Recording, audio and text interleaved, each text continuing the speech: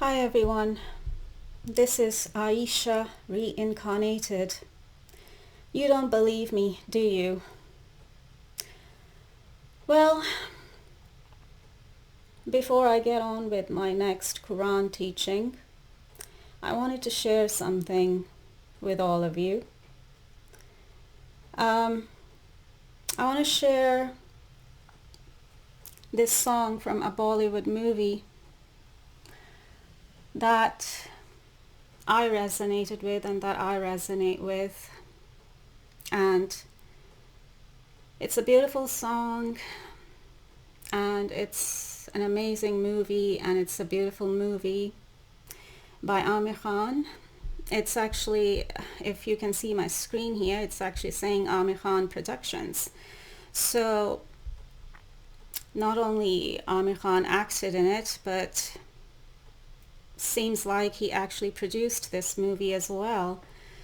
So before I get on with my next Quran teaching, let's enjoy this song and its deep lyrics together. And even I resonate with the song lyrics. And in the song, this 16-year-old girl from a Muslim background who is the secret superstar, because nobody knows her yet, right? She's still kind of in the background and nobody really knows her. So that's why they're calling her the secret superstar. And the name of the movie is Secret Superstar. So in the song lyrics, you know, she's trying to find herself and asking or trying to ask who she is, you know, and trying to find herself. I personally resonated with, you know, the song and its lyrics because, well, there's a lot in there that I resonate with personally. She's trying to find herself and she's asking who she is or who is she. With me, I know who I am. And then in the song lyrics, you know, she also asks, does her existence matter? So that's where I am personally. It's like, does my existence matter? You know, I know who I am and I have also put it out there, but I still keep asking, does my existence matter? Because it seems like even when I tell people who I am, that I am Prophet Muhammad's wife, Aisha, reincarnated, people don't believe me. So in a way, you know, that's a struggle for me too. It's like, does my existence even matter? Does my existence matter to anyone out there? And what I'm trying to do here, to help people, to help humanity, to help the Muslim world, in terms of my soul mission here and my work here that I'm doing here with the Muslim holy book Quran. Oh well, we'll see. I mean, it's supposed to matter, at least to those who care enough. But anyway, let's listen to the song first and let's enjoy some beautiful healing music, and then I'll get on with my Quran teaching. This song does have English subtitles for any international audience that might be watching me. So Let's hear it.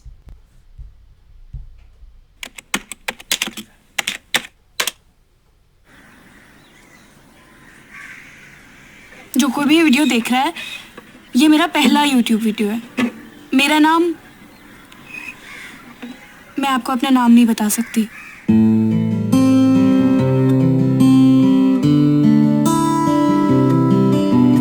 कोई बता दे मैं हूँ कहाँ, कोई तो बता दे मेरा पता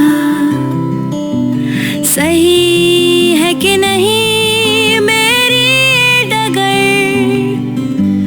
लूं कि नहीं मैं अपना ये सफर। डर लगता है सपनों से कर देना ये तबाह, डर लगता है अपनों से दे देना ये दगा। मैं चांद हूँ या दाग हूँ, मैं राख हूँ या आग हूँ, मैं बूंद हूँ या हूँ लहर, मैं हूँ सुकून या हूँ कहर।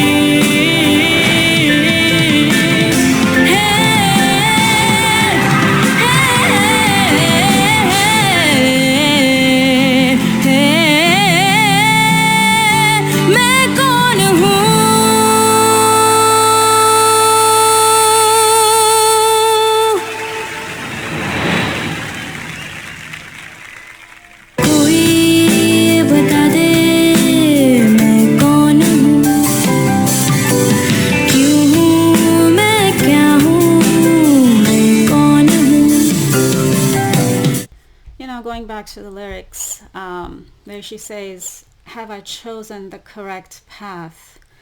I know that I have chosen the correct path because this is the path for me. This is the chosen path for me. This is what my soul has chosen to do in this lifetime. And this is ordained by God, by Spirit as well. So yes, I know that I have chosen the correct path, and I know that I have God's blessings and Spirit's blessings with me and with my soul. And then where she says, should I embark on this journey? Well, I already have embarked on this journey, and there's no going back. There's no turning back. There's no going back. And then where she says, I fear my dreams. Will they destroy me? Now, of course, this also connects with me and me trying to do this soul mission of mine, which is to do with this work with the Muslim holy book Quran. And, will this destroy me? Will people destroy me? Because first of all, when I tell them who I am, that I am Prophet Muhammad's wife Aisha reincarnated, that I am the reincarnation of Prophet Muhammad's wife Aisha, they don't want to believe me. So are they going to destroy me? I don't know if I want to call it a fear, but that thought does cross my mind, especially looking at the condition of the Muslim world, and especially when it comes to women and how women are generally treated in the Muslim world, especially by the patriarch, by men, especially by traditional religious men. But I can also include just the general Muslim world in here. And where she says, I fear those close to me, will they betray me? Well, that's already happened. Those closest to me have already betrayed me. So nothing I can say there, or nothing I can do there with that. It's like, as they say, the show must go on. What matters the most is what God, Spirit, and my soul, my ruh, wants me to do when it comes to my soul mission and my work with the Muslim holy book Quran. What people want me to do or don't want me to do does not matter. What matters is what God, Spirit, and my soul wants me to do, and what my soul has come here and has reincarnated here on planet Earth to do. And that's my soul mission and my work with the Muslim holy book Quran, and the Reformation work with the Quran. That's what matters the most. Not people, not their opinions of me or what I'm doing, or my soul mission here, or what other people think of me and my work with the Quran. None of that matters. I am here to do a job. I am here to do a mission, which is my soul mission, and it will be done. No matter who comes in the way or who's going to come in the way in the future as well. Doesn't matter who's in the way. Because if they're going to come against me, then they're coming against God. And God will take care of it. God and Spirit will handle whoever will come against me, as they already have been and are when it comes to this whole situation with all the black magic and voodoo being thrown my way, and people trying to even kill me and sacrifice my soul to the devil on top of it, because first of all, that's what they want to do, because the devil wants my soul, but also they want to stop this big soul mission of mine on earth here as well, because they know that this is going to benefit humanity. This is going to benefit a lot of human beings, and this is going to benefit in particular the Muslim world and a lot of Muslims, at least the ones who are open-minded and are willing enough to to go along with this work that I have reincarnated to do. And also to support this work of mine, and also hopefully, show their support towards me too. Because it would encourage me, to keep going. Well, actually, even if I don't have that, I'm going to have to keep going, because, as I said, this is my soul mission. This is what my soul has reincarnated to do. This needs to be done and will be done regardless whether anyone supports this or supports me or not. I know that God supports me. I know that Spirit supports me.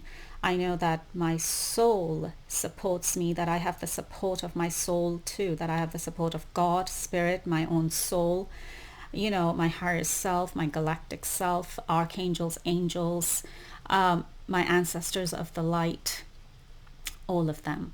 So that's what matters the most to me, and not what other people or Muslims, in general would think of me, or if they would believe me when I tell them that I am the reincarnation of Aisha, your Prophet Muhammad's wife.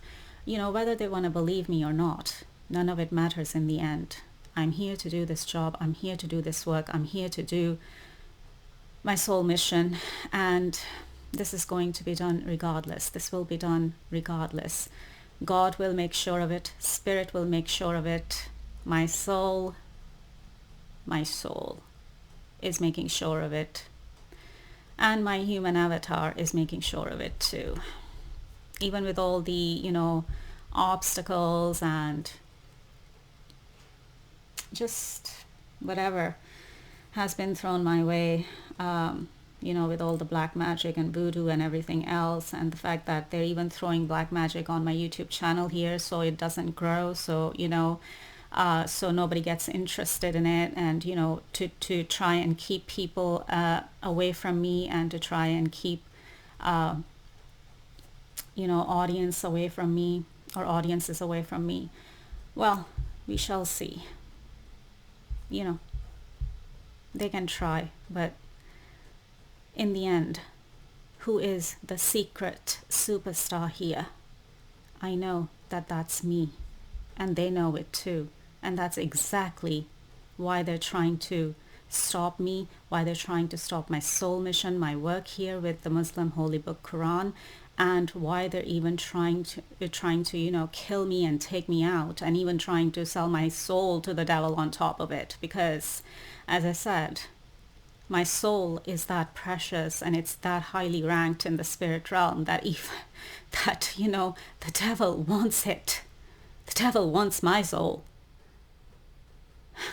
Or, the devil certainly wants someone like my soul, someone like me and my soul, who is highly ranked in the spirit, and is here to do big things, because I will be known worldwide.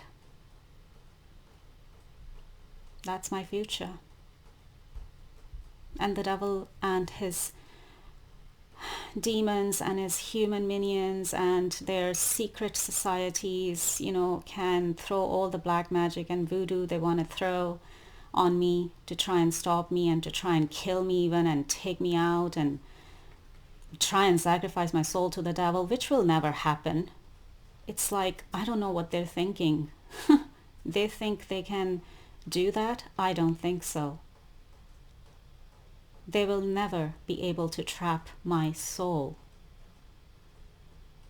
I know that I am in the fight for my soul here, and my soul is fighting too, because we know that we are in a spiritual warfare, a spiritual battle, a spiritual fight here for my soul. So the devil can never have my soul.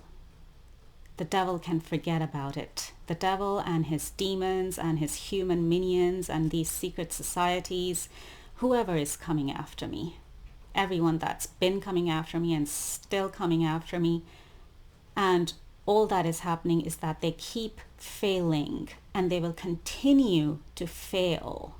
They know who and what I am. They know who and what my soul is, and they know how highly ranked my soul is in the spirit realm, and that's exactly why the devil's coming after me so hard. Anyway, enough about that. I guess let's go to the next Quran teaching, if you're ready for it. And another thing that keeps coming to my mind is that, even Prophet Muhammad had to go through this. Black magic was done on Prophet Muhammad as well. So, me being the reincarnation of Prophet Muhammad's wife Aisha, why would they leave me alone? Why would they spare me, right? Especially knowing that I'm here to do a big mission which is going to benefit humanity, which is going to benefit a lot of human beings, especially the Muslim world, and it's the Muslim world that needs it the most. So no wonder they're trying so hard to stop me and kill me, so I don't even, do this work that my soul is here, have come back here, have reincarnated to do. Anyway, let's get on with our next Quran teaching here, which is Quran chapter 2, verse 74. It says, "Despite this, your hearts hardened like rocks, or even harder.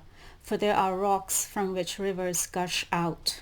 Others crack and release gentle streams, and other rocks cringe out of reverence for God. God is never unaware of anything you do." So this Quranic verse is about hardened hearts and people whose hearts have hardened like rocks.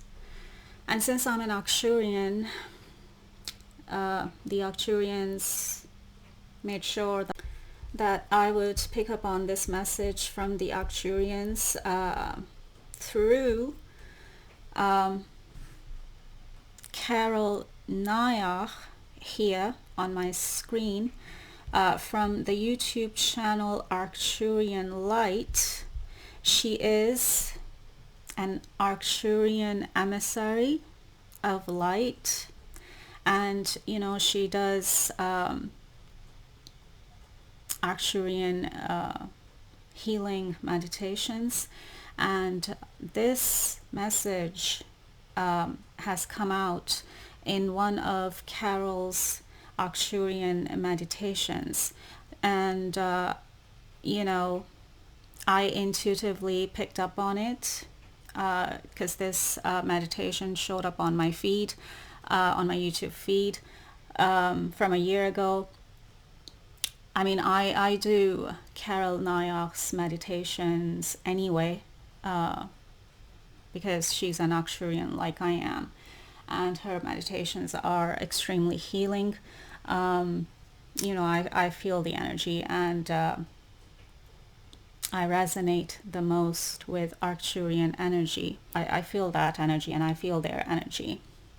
And they are, the Arcturians are the greatest healers in our galaxy, the Milky Way galaxy. And they are they're extremely high vibrational beings. They're also called the Elohim. I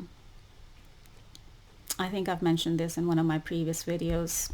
Anyway, let's hear this message from the Arcturians channeled through Carol Nayach here, and let's have a listen to this Arcturian teaching regarding hardened hearts and people whose hearts have hardened like rocks, and what needs to be done about it, basically. So let's hear this teaching from the Arcturians channeled through Carol Nayach here. It's really quick. It's like 50 seconds only. Let's hear it. So let's hear this quick Arcturian teaching, and then I'll explain the rest of the verse to you guys. Allow your heart to soften, to become sensitive and fine, delicate.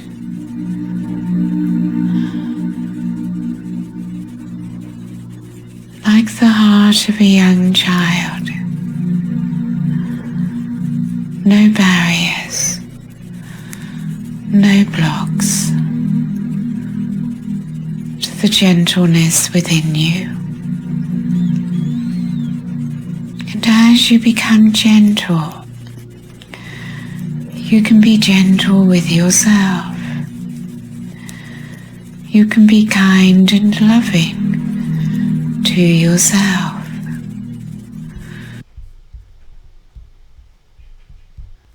Let me repeat this Arcturian teaching here. The Arcturians are saying, allow your hearts to soften, to become sensitive, fine and delicate, like the heart of the young child, or like the heart of a young child. No barriers, no blocks, the gentleness within you. And as you become gentle, you can be gentle with yourself and others. You can be kind and loving to yourself and others. So that's what the Arcturians are saying to us, or are teaching us. Now, I've done the verses on the three Lord chakras of root or base chakra, sacral chakra, and solar plexus chakra. And what comes after these three Lord chakras is the heart chakra, or the heart energy center. And right above the heart chakra, we also have the high heart chakra. Even the Quran is only mentioning the heart, but what is missing in the Quran is that it's also about the heart chakra. So if we go in order, it fits the order with the previous verses about the lower three chakras, and then after that comes the heart chakra. And this is why I'm back here, and I have reincarnated to not only clear up the corruption and distortions in the Quran, which I have been doing in the previous verses of the Quran, especially chapter 2 verses 67 to 73, but also in general, and to clear up the corruption and distortions with these verses, and also in general with the Quran, you know, with the whole of the Quran, with all of it, but also to fill in the missing pieces with this verse 274. Now, in terms of this verse being about the heart chakra and high heart chakra, or higher heart chakra as well, in the human energy body, the human energy system, which in religious terms is known as the soul for Jews and Christians, and which is known as Ruh for Muslims, and Atma for Hindus and Buddhists.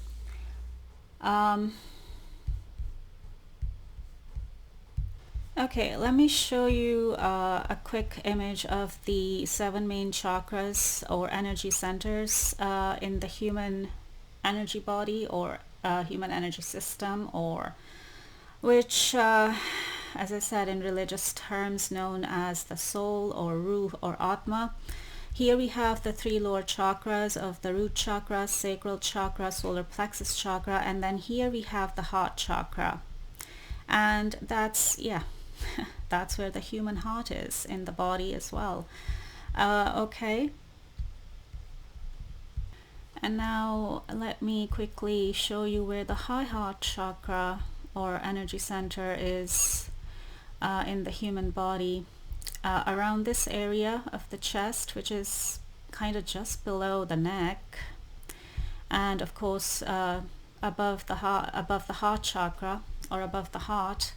And if we go to another image here, and in medical terms this area is called the thymus. That's the medical term for it.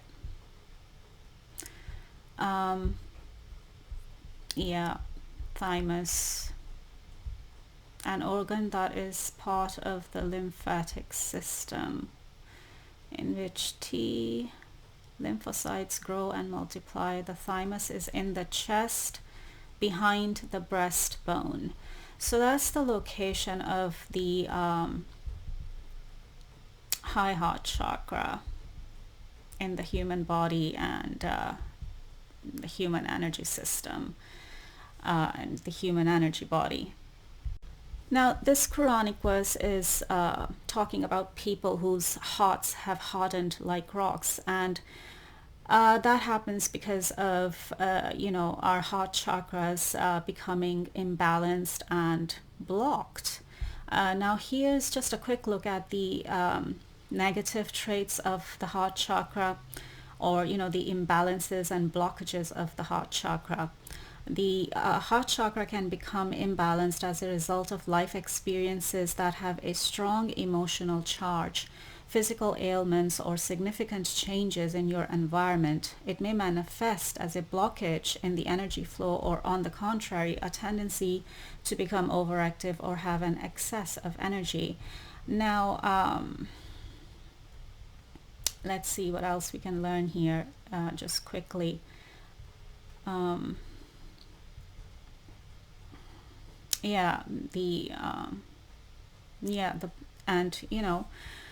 When you have an imbalanced or blocked heart chakra, then what happens?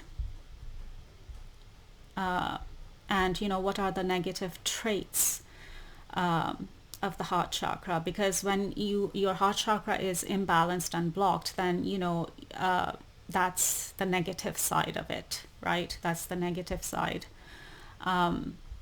Now it's saying here, emotions that are connected with the heart chakra include love, anger, bitterness, hate, grief, resentment, forgiveness. Well, that would be a positive. Loneliness, compassion, again, that would be a positive. Loyalty, that would be a positive. Self-centeredness, that's a negative. Trust, that's a positive. Generosity, that's a positive. But we are because the Quran is mentioning hardened hearts. Quran is referring to people whose hearts have hardened like rocks. So then the emotions, or the negative emotions that we are looking at with such people, is anger, bitterness, hate, grief, resentment, loneliness. Well, I'm not sure if I can call that a negative. It just, I think it's just somewhere in between. I don't know. Loneliness is something different. But like those are the negative traits of a blocked heart or an imbalanced heart chakra. More negative traits would be, emotional blockages would be depression, anxiety, feeling victimized, self-worth issues, derive themselves from heart chakra blockages. Anger and aggression also stem from a closed heart chakra. So there you go. So these are the imbalances and blockages and the negative traits of the heart chakra and of people whose hearts have hardened like rocks, as the Quran says. So we all know that the heart, or the human heart, the heart is associated with emotions, and mainly with the emotion of love, which is a positive emotion. So what is the opposite to that? Or what would be the opposite emotion to that? It would be hate, right? And that is a negative emotion. So the positive and the negative. And according to Quran, if your heart is hardened like a rock, then what will happen? You will be a hater. You will be hating on people and other human beings. And the same is true when it comes to heart chakra blockages and imbalances. Like you would have hate in your heart if your heart chakra is blocked off or imbalanced, instead of having love in your heart for people in general and for other human beings in general. And I'm not just talking about romance or the romantic aspect of love. I'm talking about a higher cosmic kind of love. I'm talking about that godly love, that higher love that we're supposed to have for everyone including the animal kingdom and plant kingdoms of God, like including the animal and plant kingdoms of God, for everything and everyone, right? Because you see, romantic love is selfish and self-serving only. But higher love, cosmic love, which is more godly love, is not selfish, is not self-serving. That's the difference. And that's the difference between the heart chakra and the high heart chakra. Heart chakra can carry low vibrational love and emotions, which humans know as romantic love or romance. But high heart chakra carries high vibrational love or higher love, which is like cosmic love and godly love. Okay? Now, I just want to share a little something here with those of us who have a soft and kind heart. Because we need to be careful with our heart and with our hearts, especially those of us who have a good heart, who have a soft and kind heart, because we live in a place of duality and polarity here, where both darkness and light is playing out. In religious terms, we would call it God and the devil on this third and fourth dimensional planet Earth. And also because in humans, some humans may carry a dark spirit, which again in religious terms would be called a demonic spirit or a demon seed or just a demon. Just like there are star seeds and angel seeds. And some of us are actually both. Some of us are both star seeds and angel seeds, and I am, an example of that. But, there are demon seeds too, and there are incarnations of jinns even in humans. Though, as with everything, there are jinns or jinn spirits that are good, and then there are jinns who are more of a dark spirit. And I think if we were to translate the Islamic word jinn into English, we could probably loosely call them demons too. The ones that are dark spirits. And also because human souls or spirit can carry both dark and light energies, or it carries both, dark and light energies. We humans carry both dark and light energies within us. Which again, in religious terms, we know it as the God and the devil within, as the expression goes, angel on one shoulder, devil on the other, or is it angel on the right shoulder and devil on the left, in religious terms and or in spiritual terms. Because there's plenty of humans who are operating from their ego self, from their lower self, or from their shadow self, which is the devil within, which comes from the negative traits or negative qualities of our lower chakras, and the negative traits of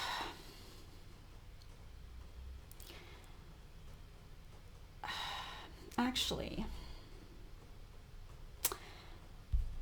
hang on. Yeah, like I've done the Quran Bible video or a few videos on the lower three chakras. That would be my Quran Bible videos on Quran chapter 2 verses 67 to 73, verses 67 to 73.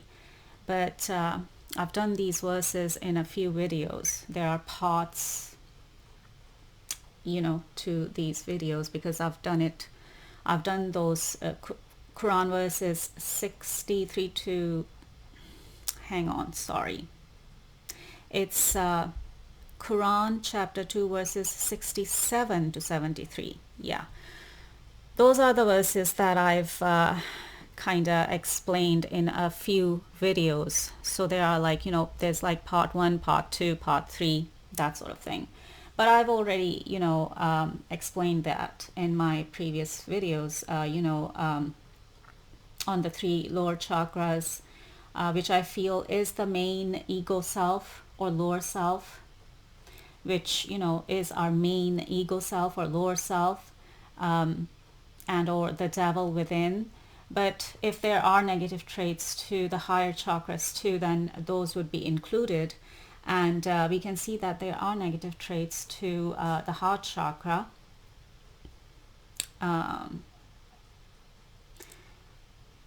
Or, you know, which are the energy centers in human energy body and human energy system, which, as I said earlier, in religious terms, is known as the soul or spirit or Atma or Ruh for Muslims. And we also have the higher self, which comes through our higher chakras or our higher energy centers, which is more of our God self. And then there are humans who are more dark, and some are operating more from their dark and devilish side or energy, and more from their shadow self and lower self and ego self. And because of all that, those of us who have a good heart and those of us who have a soft and kind heart, we have to be careful with our hearts, and we have to guard our hearts. I mean, we have to be guarded with our hearts and when it comes to our hearts. Now here, talking about guarded hearts, not hardened hearts, but guarded hearts, I would actually like to share a Bible verse here from the book of Proverbs, Proverbs 4:23. It says, "Above all else, guard your heart, for everything you do flows from it." There's a difference between a hardened heart and a guarded heart. A guarded heart is just guarded. It's not hardened. So I guess we all need to know the difference. It's okay to guard our hearts, but let's not harden our hearts. And especially let's not harden our hearts like rocks, like to the point where it's become a rock. Though, where the Quran is saying, "For there are rocks from which rivers gush out, others crack and release gentle streams, and other rocks cringe out of reverence for God."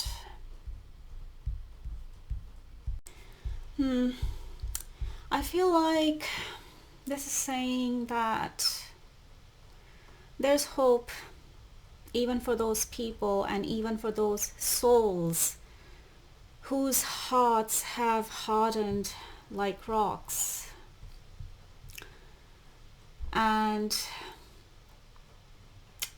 you know, the example of the element of water is being used here because water is a universal solvent. And you know, since we were talking about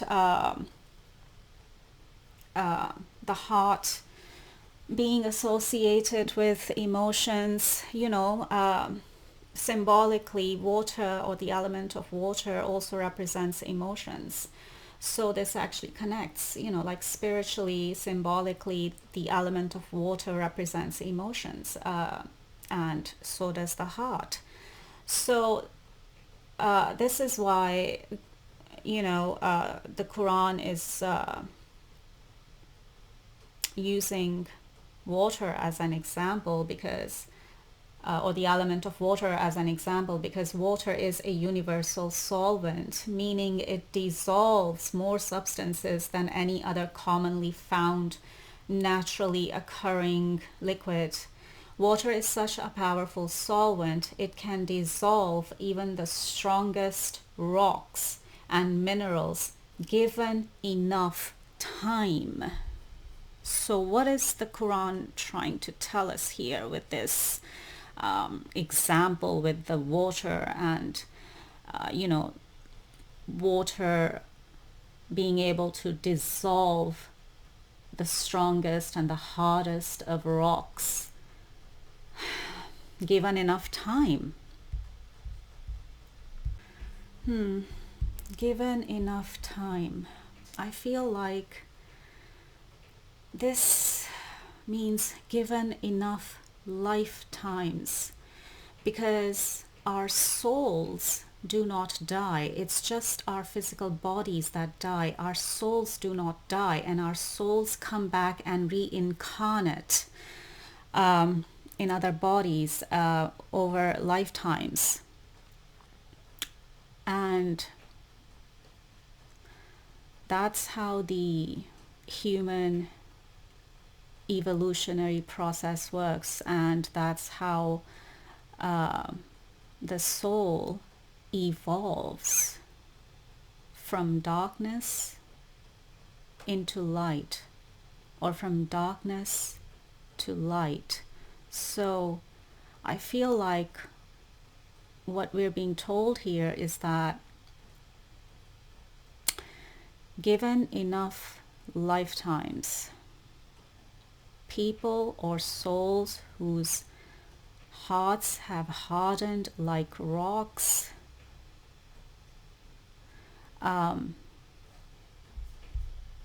can come around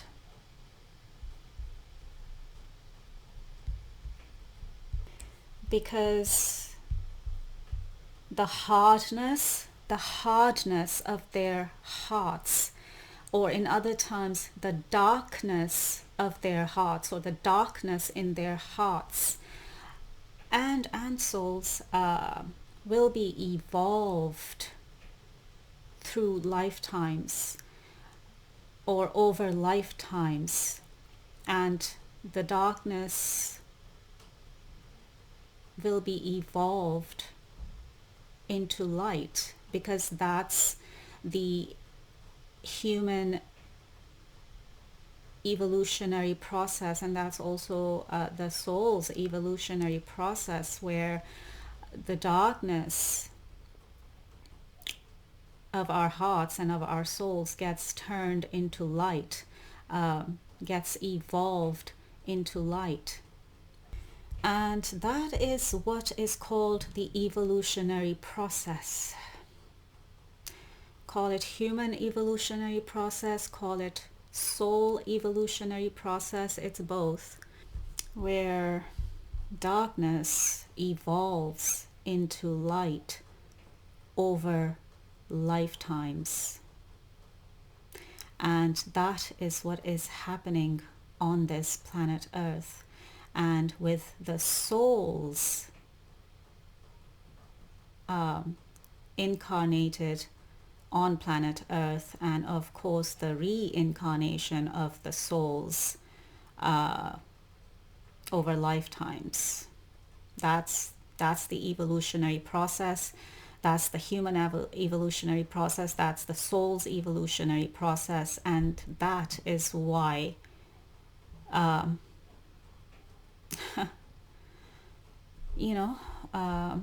we are here on planet Earth, or all the souls here on planet Earth in human bodies are doing. That's what's happening.